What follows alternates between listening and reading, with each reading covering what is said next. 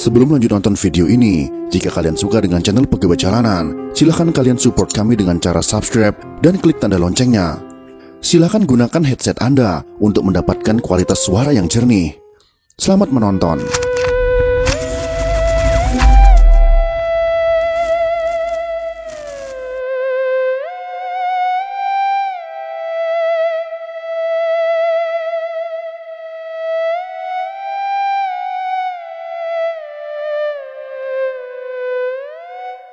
Peristiwa berdarah yang pernah terjadi di Indonesia yaitu penculikan dan pembunuhan perwira TNI Angkatan Darat di Lubang Buaya yang dikenal dengan peristiwa G30 SPKI, menambah daftar sejarah bangsa ini yang berdarah-darah.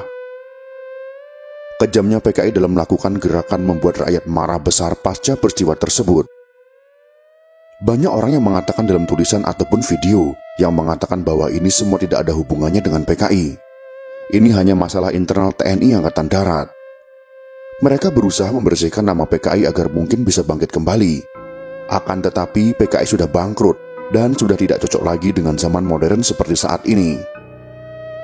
Untuk mengetahui jejak PKI, kita jangan terpaku pada peristiwa G30 SPKI saja, tapi kita harus melihat jauh ke belakang. Dalam video ini, kami akan mengulas kondisi dan keadaan Indonesia, bahkan peristiwa yang terjadi sebelum para jenderal TNI Angkatan Darat tersebut dibunuh. Mari kita simak videonya.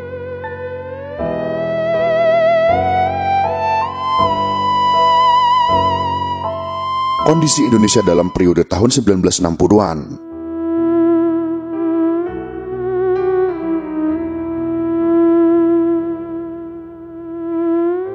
Pemilihan umum pertama yang dilakukan Republik Indonesia pada tahun 1955 memberikan hasil yang amat mempengaruhi bangsa dalam tahun 1960-an.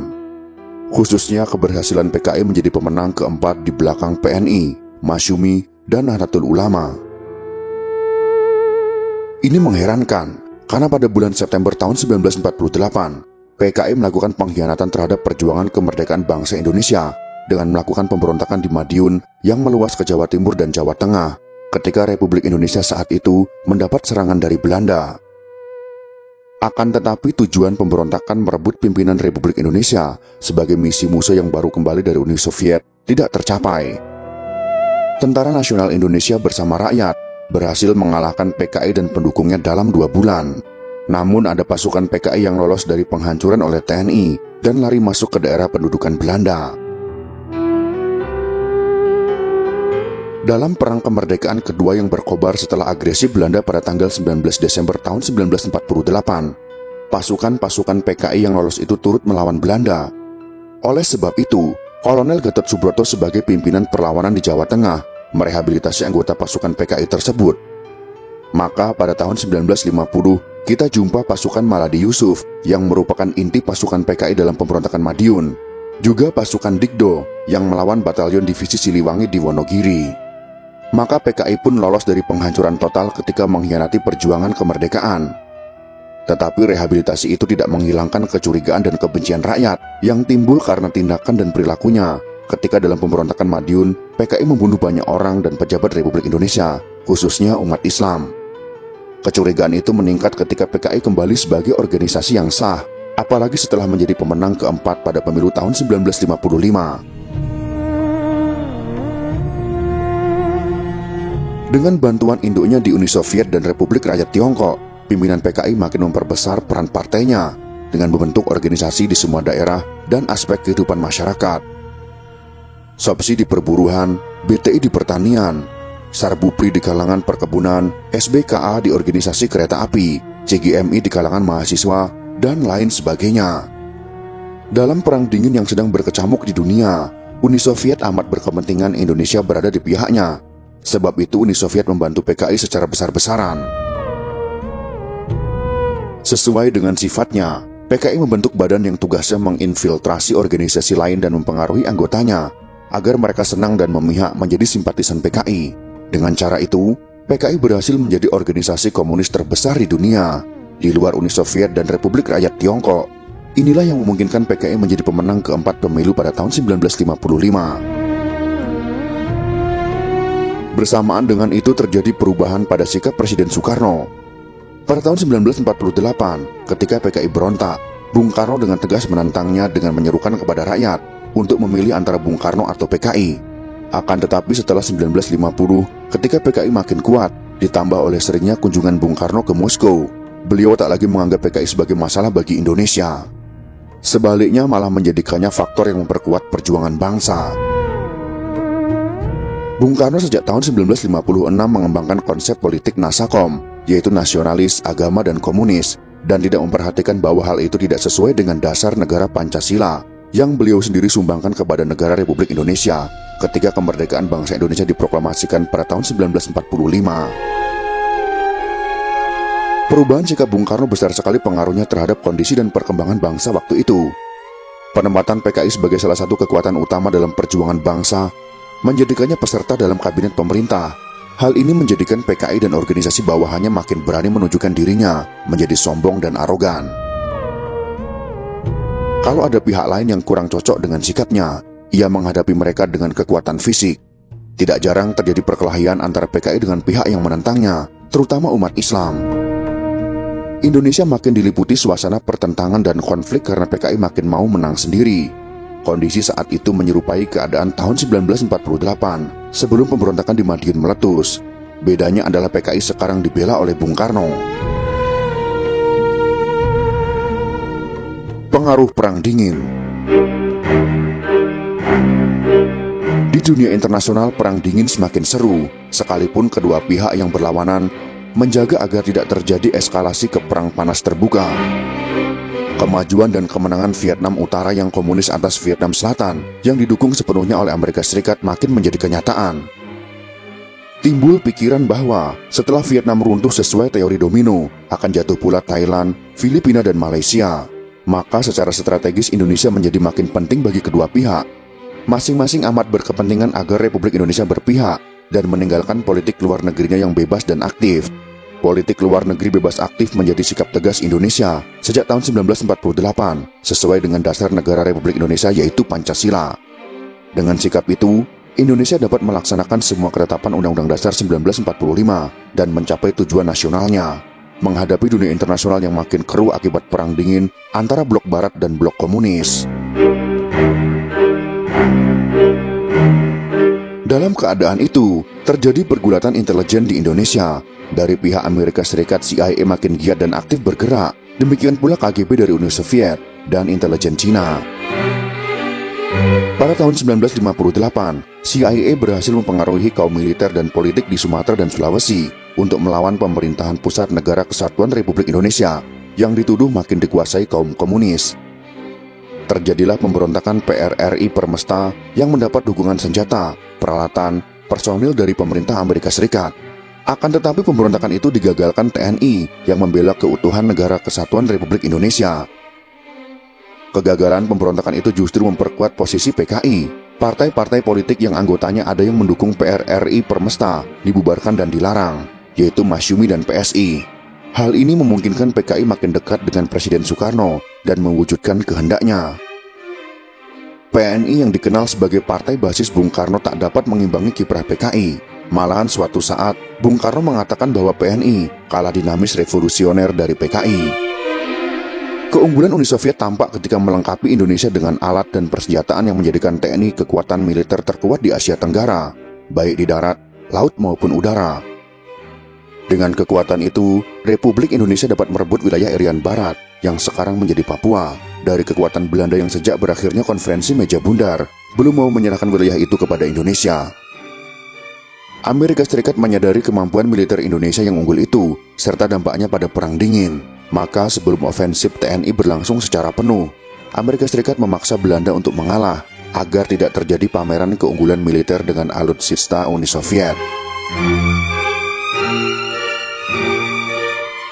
Kondisi politik makin menajam.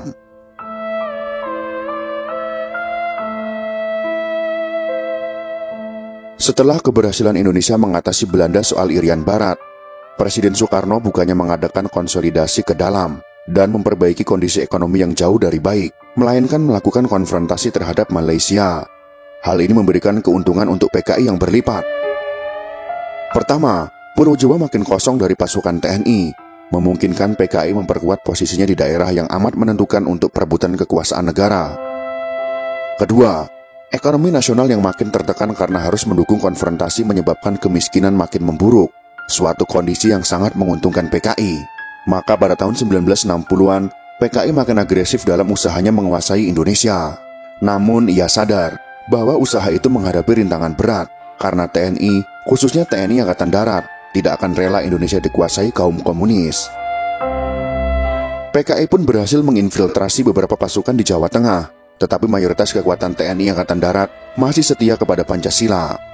Berkali-kali Presiden Soekarno menegur pimpinan TNI Angkatan Darat yang beliau nilai kurang tegas, mendukung konsep Nasakom, dan menyebut TNI Angkatan Darat komunistu Pobi. Namun sikap pimpinan TNI Angkatan Darat timbul dari pendapat yang bukannya tidak mau patuh dan taat kepada pimpinan Presiden. Tapi TNI Angkatan Darat berpendapat harus melaksanakan Sabta Marga yang sejak tahun 1952 dengan persetujuan Presiden Soekarno menjadi pedoman sikap TNI seluruhnya. Dalam Sabta Marga ke-1 mengatakan bahwa para anggota TNI adalah warga negara Kesatuan Republik Indonesia yang bersendikan Pancasila. Sabta Marga kedua menegaskan bahwa anggota TNI adalah patriot Indonesia, pendukung serta pembela ideologi negara yang bertanggung jawab dan tidak kenal menyerah.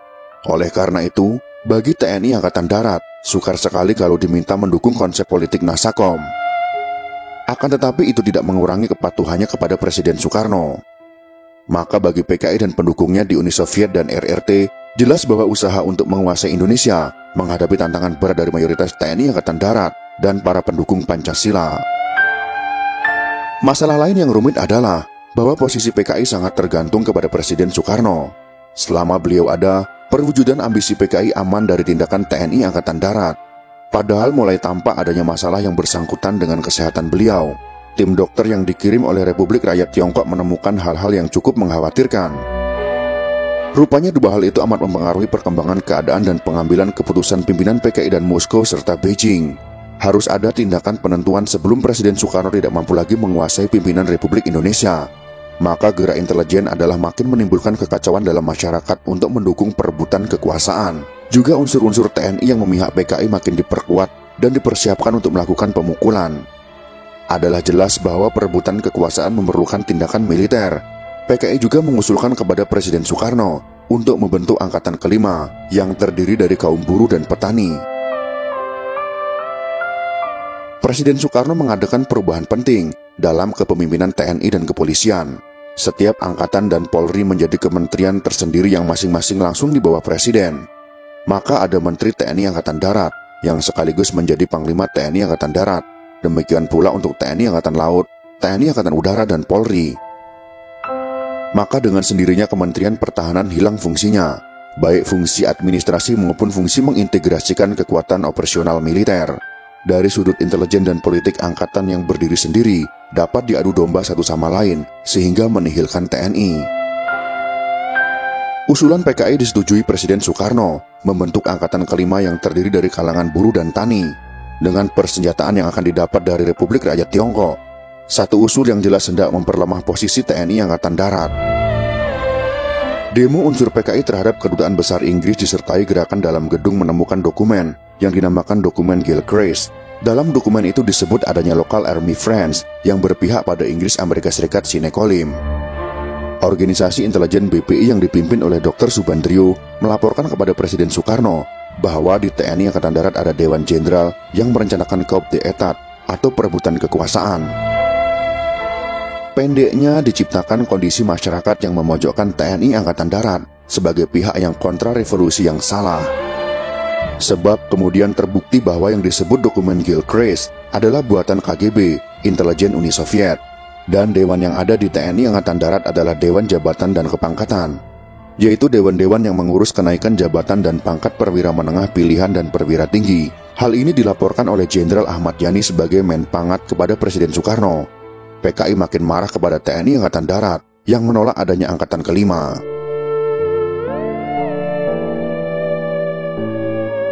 Kondisi Indonesia pada tahun 1964 sudah penuh ketegangan yang amat terasa dan makin nampak dan jelas terasa gerakan PKI dan badan-badan yang dikendalikannya. Banyak terjadi gontokan-gontokan antara organisasi di bawah PKI dengan badan-badan lain yang dinilai melawan PKI. Kondisi ekonomi makin parah, seperti makin sukar mendapatkan bahan makanan seperti beras dan harganya makin meningkat. Jalan-jalan antar kota makin rusak dan tidak terawat. Kesemuanya itu membuat kondisi masyarakat semakin tegang.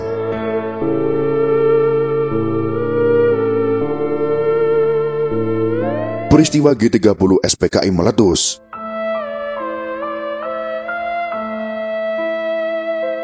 Pada tanggal 1 Oktober tahun 1965, bangsa Indonesia dikejutkan oleh tayangan TVRI yang menyiarkan pengumuman Dewan Jenderal, satu badan yang tidak ada sebelumnya.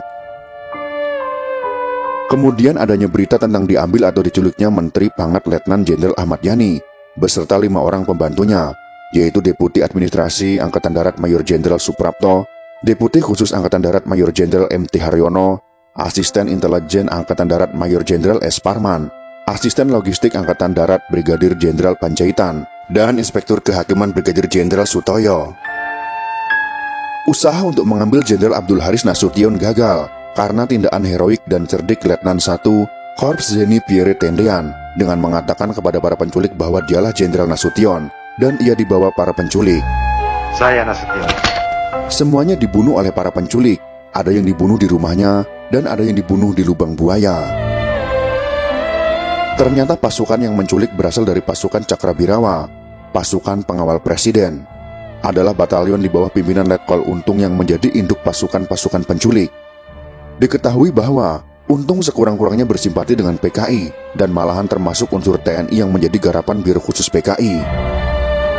Gerakan yang dilakukan para Cakrabirawa itu bukan karena perintah pimpinan Resimen Cakrabirawa, tapi adalah karena perintah pihak yang dekat dengan Untung, yaitu Biro Khusus PKI yang dikendalikan pimpinan PKI DN Aidit.